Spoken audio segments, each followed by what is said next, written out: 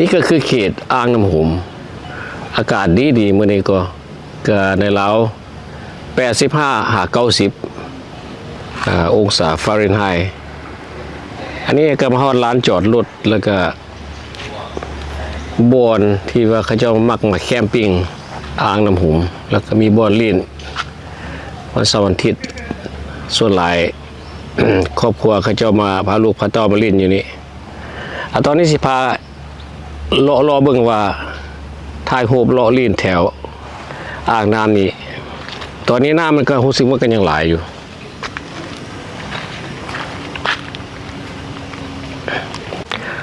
ย่างลงมาทางหาดเขาก็สิเห็นแบบน้ำมันก็กว้างก็ถือว่าเป็นอ่าวใหญ่พอแล้วเก็บน้ำก็ว่าได้หลาย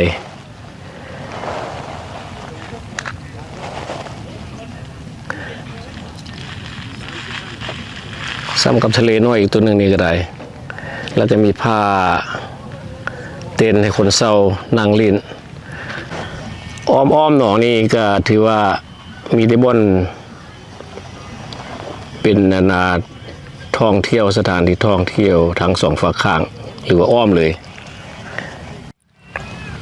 นี่ก็เป็นตูบให้คนมาเศร้านั่งกินเบียร์นั่งกินอาหารสวยงามดี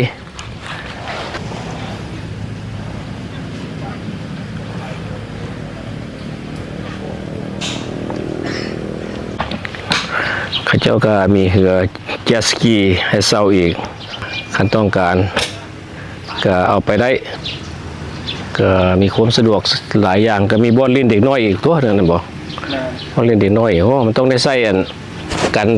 น้ำตัวเนาะเสื้อชูชีพมีครบ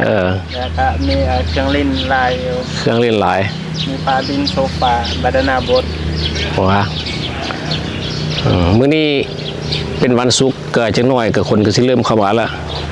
วันเสาร์วันอาทิตย์ก็ไม่มีพักผ่อนเจ้าก็สิพาลูกพาเต้ามาลิ้น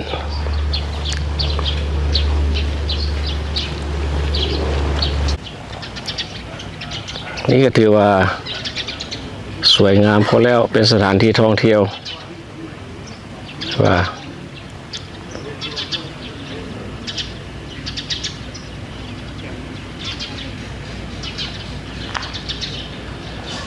บางคนอยากมาแคมปิ้งหรือว่ามาเอาอาหารการกินมาก็ได้มีผ้าเต็นท์ไว้ให้ยูทูบบอลเลย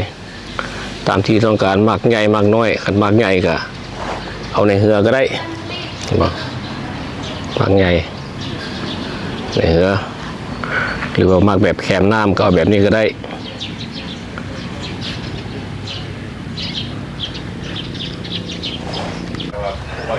ตอนนี้เอาขึ้นมานั่งอยู่เถียงตูบน้อยนี่กลางน้ำแล้วก็ถ่ายภาพให้เบิ่งบ่อนลิ้นเด็กน้อยนี่ก็ต้องได้ถ้าเอาเด็กน้อยมาลิ้นเขาต้องได้ระมัดระวังเบิ่งเด็กน้อย100%เพราะว่ามันก็เป็นอันตรายสามารถจมน้ำได้ถ้าว่าเด็กน้อยลอยน้ำบ่เป็นหรือว่ามีพ่อแม่ไปตามตลอด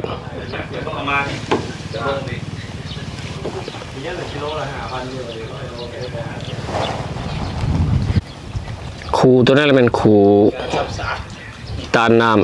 ำคูการอ่างตัวนี้คูตัวนั้นนะแล้วก็เจ้าก็มีบ่อนปล่อยน้ำอยู่ทางพุ้นถ้าว่าน้ำหลายๆจำเป็นต้องได้ปล่อย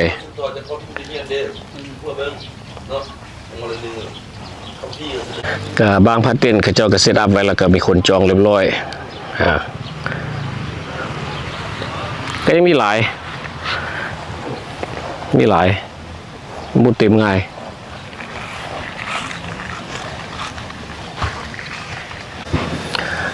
ก็ถือว่าอำนวยความสะดวกเพราะว่าร้านจอดรถก็กว้างขวางดีแล้วก็มีห่มรถเขาก็บ่ฮ้อนแล้วก็มีห้องน้ำใส่อยู่นี่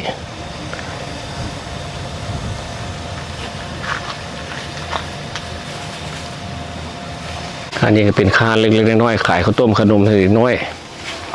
ตอนนี้มีป้าเพิ่งเอาหอยมาขายพร้อมหอยมีอย่างไหมป้า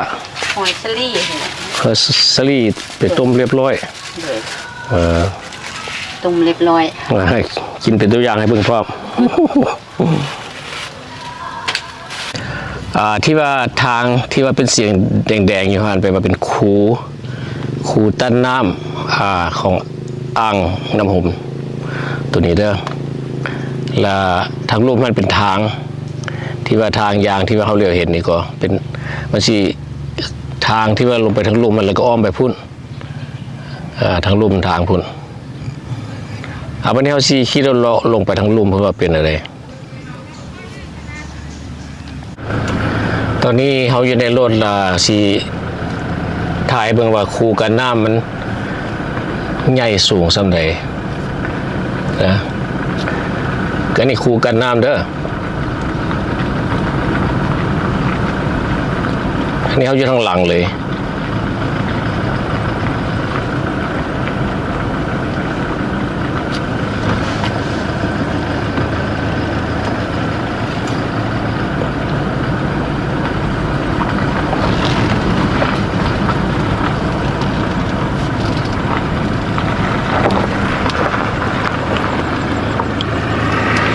แต่ว่าสูงพอแล้วหาว่าลงมันลุ่มๆพี่จงรู้จักว่าความสูงซ้ำใดคูน้ำตัวนี้นะเพิ่นกันน้ำไว้ก็เพื่อว่าตอนยามฝนนี่กันไว้เพื่อไว้ใส่ยามแล้งสูงพอแล้วเขาเบิ่งหลักไฟฟ้านี่ก็ถือว่ายังต่ำกว่าของน้ำมันอีกคูกันน้ำนี่อีกจงรู้จักว่ามันสูง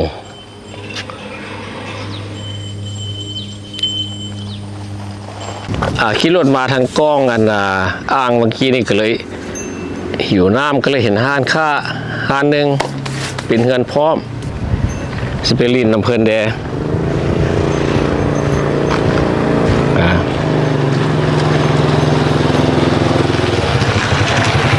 ตอนนี้ผัวเพิ่งกำลังมานี่นะไปเอาเบียร์มา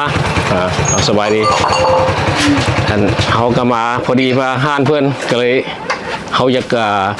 ให้พี่น้องๆรู้จักว่าห้านเพื่อนอยู่ใส่แดก็อยู่กองกันอ้างน้ำห่มเลยก็ยืบอนปล่อยน้ำตัวที่แรกนี่แต่บ่ตัวที่บ่โดยนั่นล่ะปล่อยน้ำอยู่นี่แล้วเพิ่นก็มีห้านแล้วก็มีเฮือนพร้อมสบายดีคอยซีนางน้อยเนาะไอ้พี่เจ้าของงานทานเจลี่ตำเซฟแคมคองอยู่บ้านอ่างน้ำห่มเมืองนาไซทองเนาะอันนี้เมนูอาหารของห้านเฮาเนาะจะมีแบบนี้อาหารห้านเฮาจะเซฟสะอาดทานใจแล้วก็วงไว้ผู้ใดสะดวกใกล้ๆมาทีห้านเจลี่ได้มาเช็คอินอยู่ห้านเฮาได้จะมีของแจกของแถมให้เด้อช่วงนี้อีกประมาณท้ายเดือน11ก็จะปล่อยน้ำเชิญทุกท่านห้านเจลี่เนาะโดยห้านเจลี่จำนานเห็นบ่ละคันบ่เว้ากับบ่ฮู้จักได้เพราะมันห้านกระสอกลีกได้แล้วก็จังได๋มันก็ออกไปให้หมู่เห็นหลายแล้วได้ก็มาแวะเพิ่นได้เพราะว่าห้านนี้ก็ส่วนหลายคนมาแล้วไปแวะทางถึงทางลุ่มบ่มาถึงแม่นบ่เขาควรกายมาหน่อยนึงทางหลังอ่างเด้อขี่รถลงมากระทางสะดวกสบายดอกทางปูยางดีๆมันก็เห็นตามห้านเพื่อนรถแล้วก็มีบ่อนตูบเพื่อนดีเนาะแม่นห้านของเฮานะห้านเฮาจะมี9ตูบเนาะท่านใดที่สนใจเนาะอยากมาเช็คอินอยู่ห้านเจลี่ตำเซฟแคมคอมาได้อยากได้เอาอาหารของพวกเจ้าเข้ามากินได้เฮาจะบ่ได้เก็บค่าใช้จ่ายอีหยังแต่สินี่นะเซ็นได้เด้อทุกคนเด้อบัดนี้ข้างหลังก็เป็นคลองน้ำอีกแม่นบ่โดยข้างหลังเป็นคลองน้ำใช่บ่ข้างหลังเป็นคลองน้ำ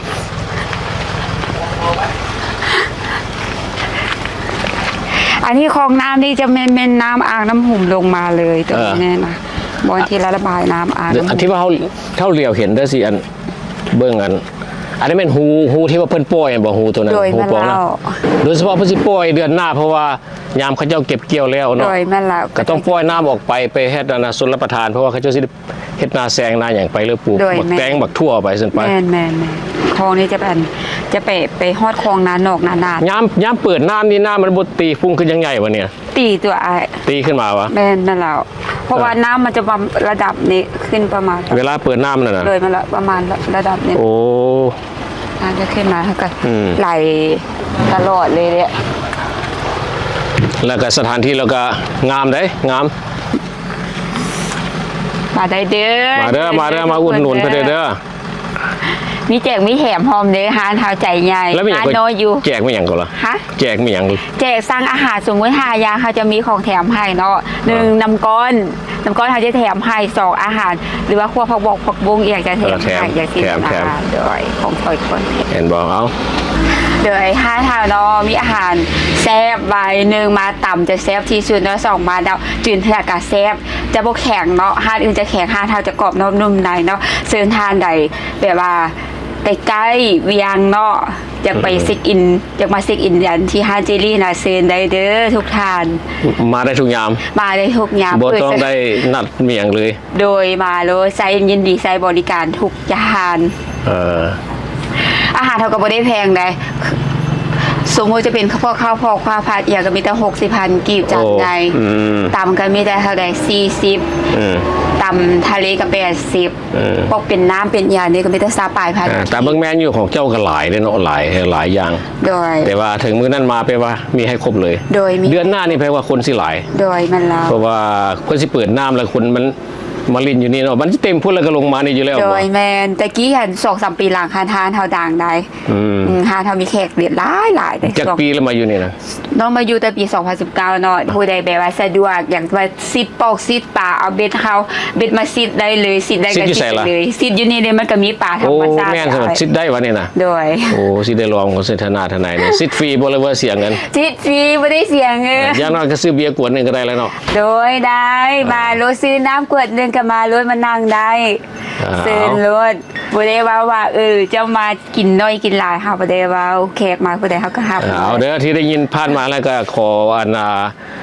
นั่นเด้อคือว่ามาเยี่ยมยามถามข่าวได้แล้วก็ต่างมาล้อลีนแล้วก็มาอุดหนุนห้านเพิ่นแด้ เอาเท่านั้นนะ ใจหลายๆเด้อ บ่อนหูน้ำตัวนี้ที่ว่าเพิ่นปล่อยออกมานี่เนาะเดือนหน้าหรือว่าเดือนยามแรงนี่ห้องตัวนี้มันสิออกไปถึงพุนเด้อถึงหน้าหนาดแล้วก็ฮอดออกไปทางอันเวิร์นค้ำแล้วก็ลงเส้นน้ำเงื่อมผู้ตัวบ่มันออกไส้เวิร์นค้ำใช่ไหมจะว่าบ่น้ำตัวนี้ สวดเวิร์นคำ เวิร์นค้ำหน้าหนาด อันนี้เป็นครัวสปริงเวย์เด้อครัวสปริงเวย์แล้วแม่นั่นระบายน้ำเป็นบ่อนระบายน้ำมาจากอ่างน้ำหุมเวลาน้ำมันไหลแล้วมันก็สิมาออโตเมติกของมันขึ้นมาเองจากอ่างน้ำเลยตัวนี้ ตอนนี้เขาอยู่ทางหน้าขัวเลยนี่นะมันจะเป็นลักษณะนี้บอกก็จะมีขอบซีมังตันพันอีกก็จะมีลักษณะขอบซีมังตันถ้ามันล้นถ้ามันน้ำมาลุดขอบซีมังแล้วมันก็บ่ลงไปแต่ว่า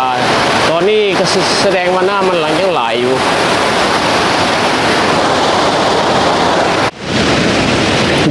ขัวสปริงเวย์เนี่ยก็เป็นอีกสถานที่หนึ่งก็เตรียมพร้อมรับมือแล้วว่าอีกทิศหน้าทิศไหนนี่เวลาคนก็สิมาลีนน้ำแถวนี้เตรียมเป็นตูบไว้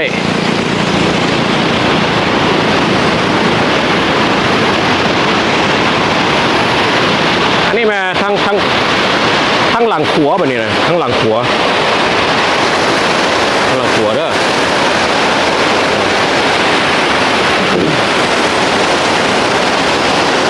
ถ้าว่าน้ำยังแห้งถ้าหากว่าน้ำแห้งลงนี่ก็จะมีคนมาลิ่นน้ำอยู่นี่แต่ว่าตอนนี้มันยังไหลถ้าลงไปบ่ได้เพราะมันน้ำกระแสน้ำมันแห้งอีหลีลงไปก็ต้องว่าเซาะลงไปลุ่มพุ่น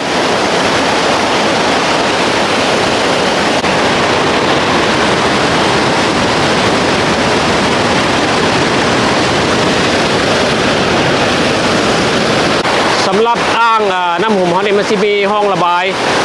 ตัวนี้แล้วก็ตัวไปผ่านตัวที่ไปมาบางกี้นี่ตัวเทิงหันตัวนั้นสามารถปล่อยได้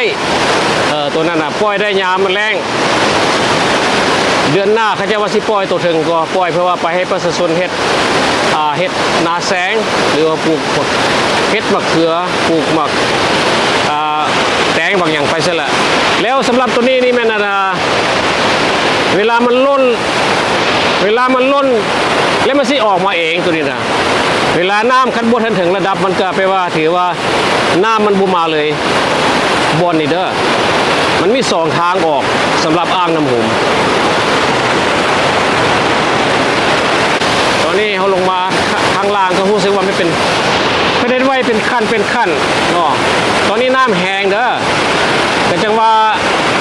บุ้ยไผ่มาลินน้ำแห้งหลายก็คาดคะเนว่าอีกทิศหน้าทิศไหนนี่คนที่มาเต็มอยู่นี่มาลินน้ำอยู่นี่เพราะว่าเบิ่งคักๆแล้วมันก็งามกว่าน้ำต้นตาดอีก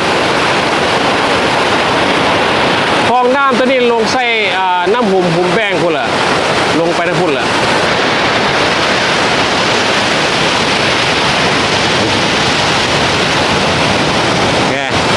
ก็เห็นพวกน้องๆเขาเจ้าพวกแห่อยู่นั่นเองมีอีกนะบอนนี้สิบอนนั่งลิ้นน้ำบอนนี่นะแต่ว่ามันยังหลายน้ำยังหลายอยู่ลิ้นบ่ได้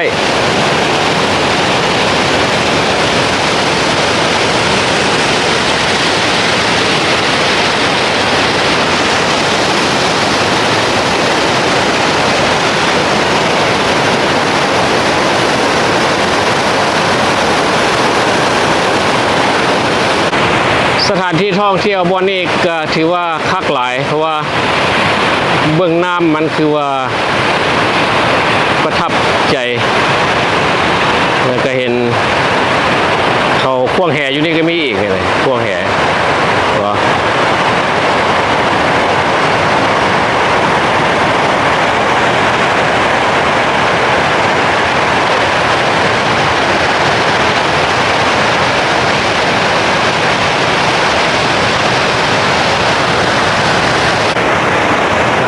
ตามที่มาถามไอ้น้องทรายที่ว่างเพิ่นมีห้านขายเครื่องก็เพิ่นว่าอันนี้เป็นบ้านอ่างว่าซั่นแล้วมีหลายๆคนไปว่ามีแต่ว่าอ่างน้ำหุมเป็นอย่างเขาจังว่าอ่างน้ำหุมเพราะว่าน้ำหุมอยู่ทางใต้แล้วบัดนี้เป็นบ้านอันนี้เป็นบ้านอ่างก็เลยว่าอ่างน้ำหุมเลยก็เลยเอาคำนี้เว้าต่อๆกันมาเด้ออันนี้เป็นบ้านอ่างเลยใส่กันทุกมือกันเลยว่าอ่างน้ำหุมก็ถือว่าแล้วไปคลองน้ำตัวนี้ที่ว่าขัวสปริงเวย์ตัวนี้ข้ามไปบ่อนั่นพระเจ้าไปแคมปิ้งอยู่อ่างน้ำหุมมันเด้อเขาสิมาข้ามขัวตัวนี้ซะก่อนเวลาสิไปพุ่น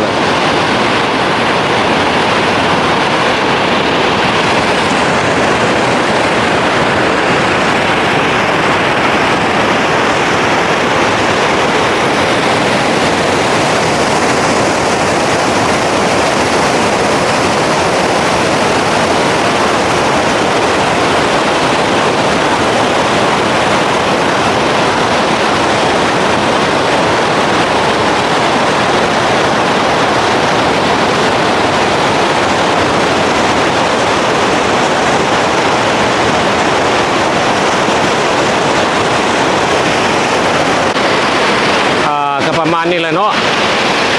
การมาเที่ยวอ่างน้ำหุมวันนี้ก็มีจุดประสงค์ว่าอยากรู้จักว่าน้ำตัวนี้หลายน้อยสำใดสำหรับอ่างน้ำหุมนี่ก็จะมีบ่อระบายน้ำ2บ่อนกับอันนี้เป็นบ่อนหนึ่งอีกตัวนี้ไม่ได้ปล่อยเพราะว่าเวลาอ่างตัวนั้นมันเต็มล้นแล้วมันก็จะออโตเมติกของมันขึ้นมานี่เอง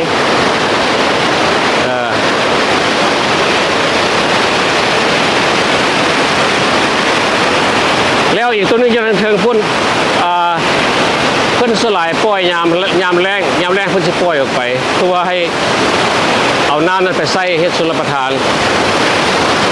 เอาสำหรับอ่างน้ำหุมนี่ก็มีประมาณนี้ละเนาะขอบใจหลายๆเด้อที่ว่าทุกท่านที่มาติดตามเขา